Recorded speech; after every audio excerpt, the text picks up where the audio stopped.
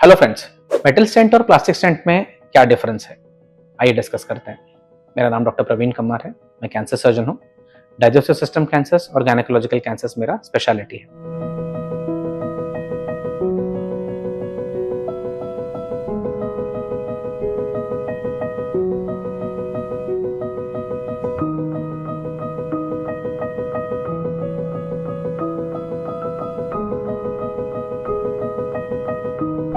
तो एक तो सिंपल डिफरेंस है, जैसे नाम से पता चलता है कि प्लास्टिक स्टेंट एक प्लास्टिक मटेरियल से बनते हैं और मेटल में मेटल यूज होता है।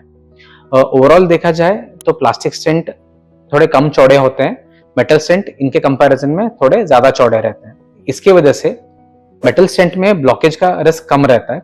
क्योंकि ब्लॉकेज का रिस्क कम रहता है, इसमें वापस ब्लॉकेज निकालने के लिए कोई इंटरवेंशन या कोई एंडोस्कोपी करना या पीटीबीडी करने का रिस्क भी कम रहता है। तो ओवरऑल देखा जाए तो मेटल स्टेंट में सक्सेस रेट ज्यादा रहता है, क्योंकि इनका पेटेंसी रेट भी ज्यादा है और स्टेंट ब्लॉकेज का रेट भी कम रहता है। एंड तीसरा मोस्ट इंपॉर्टेंट डिफरेंस है कॉस्ट का।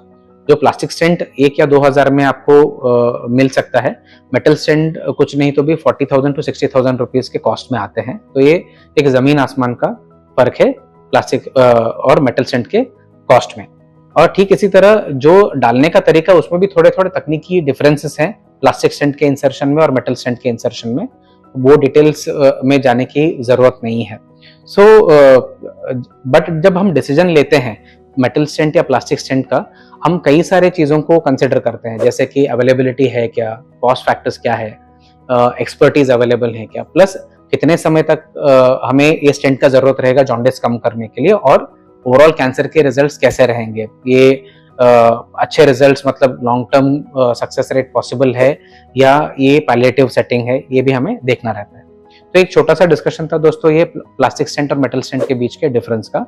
आपको ये टॉपिक के ऊपर डाउट है तो डेफिनेटली हमें कमेंट्स में लिख के बताइए, हम इन डाउट्स को क्लियर करने की कोशिश करेंगे। Thank you.